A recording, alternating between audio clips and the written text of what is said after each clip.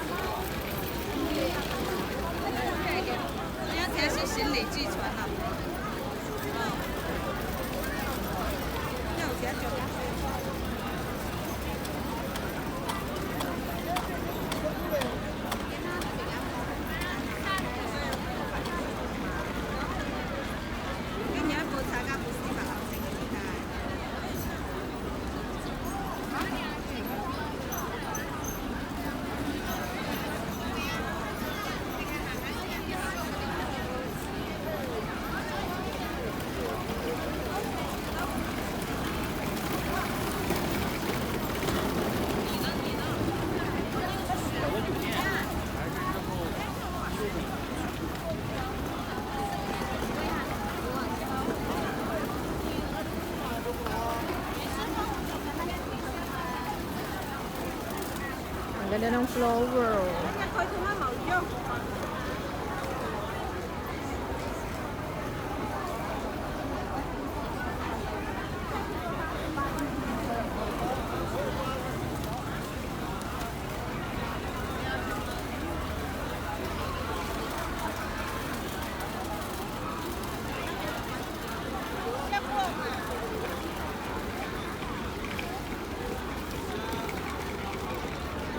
So, talo-talo na dito. Talo-talo na dito ang OOTD. So, dito tayo sa kabila, yung entrance.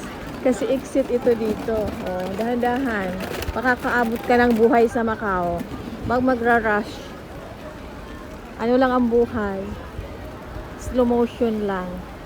Baka di ka maabutan ng New Year. Chas! Joke lang yan.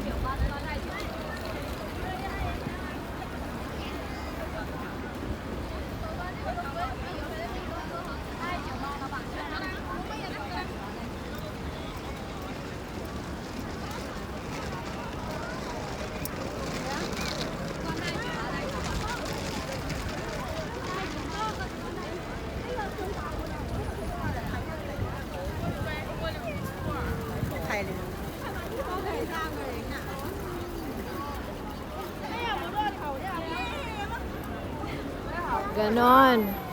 Ganon ang labanan. OOTD. Dito tayo kasi ano. Napipictorial sila. Parang sawa na tayo sa kapipicture dyan. Diyos mayo.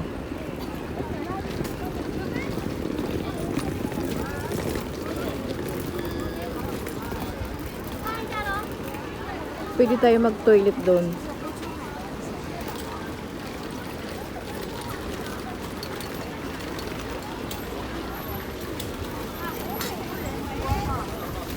Saan ba ako lulugar? Taxi tayo sa taxi. Pipictorial lang pala. Wait lang muna. May naantay pa tayo.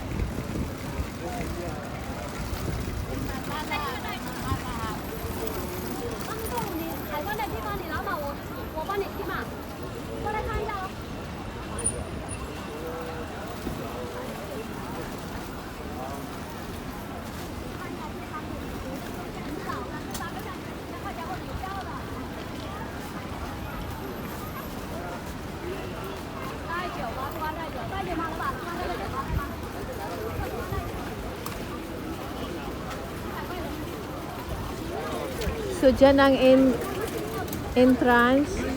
Doon ang exit. Exit ba? Oo. Exit from China, ha? Entrance going to Macau. Ito is exit going to China. Ganon ang nakalagay naman. Parang anong nakalagay? Departure hall to Zhuhai. Ganon. Magtutour na tayo talaga nito. Isasama ko na kayo sa tour. Dito naman na napintuan. Oh, ang ganda ha. Ginawa siya nung 1849. Over. Kahit lolo ko hindi pa, wala pa sa kalendaryo nung araw ah. Itong ilalim nito, terminal ng bus. Di ba nakakatakot pag gumuho to? Pero maganda naman yata yung nakuha nilang kontraktor. Kasi hindi kagaya ni Diskaya. Wala naman yata dito budol-budol kagaya sa Pilipinas. Kaya strong naman ang foundation. Biruin mo sa dami ng tao na yan.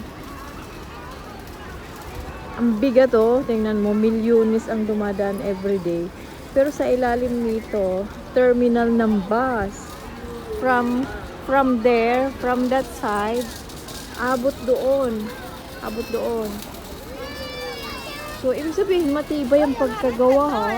Tingnan mo, tas aircon pa yan oh, underground. Grabe.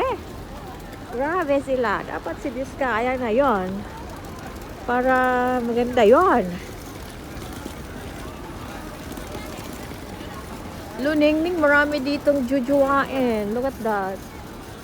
Ay, ito na. Nasa likod ko pala ang jujuwain ni Luningning. Ito, Luningning. Ay, ito na. Sige, smile ka na. Isasali kita sa vlog.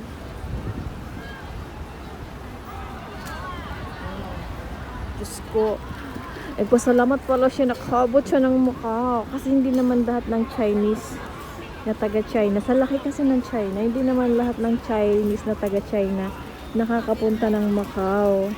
Kasi hindi naman lahat naka-LL sa buhay. Ang iba walang passport. Kasi kahit taga-China sila, parang 7 days in a month lang sila allowed magstay ng Macau. Pag mag-over na sila ng 7 days, automatic overstay na sila, magbabayad na sila ng 500 yata a day. Parang yung ganun. Kasi iba yung patakaran ng Macau at China. Di ba? Ganun. Dapat ganun sa Pilipinas. Pag mag-overstay ka sa Davao, huhuliin ka. Pag mag-overstay ka sa Manila, huling. Dapat ganun ano. Para maaliwalas ang buhay. Ada nga mo. Dapat may sariling passport ang Davao. Yeah, ganun na. Gayain ang style dito. Kasi ang Macau, singlaki lang to ng ano. Parang Ormoc ba? Ganun lang yata. Hindi naman kalakihan ang Macau. Maganda lang siya. Progreso na. Hindi to bansa eh. City lang ito. Hindi ito bansa. Kasi ano lang to.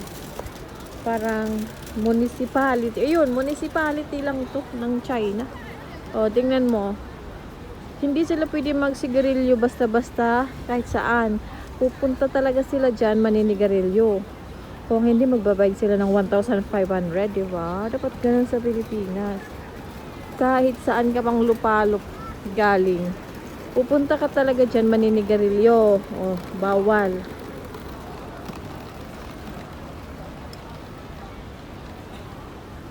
Tingnan mo.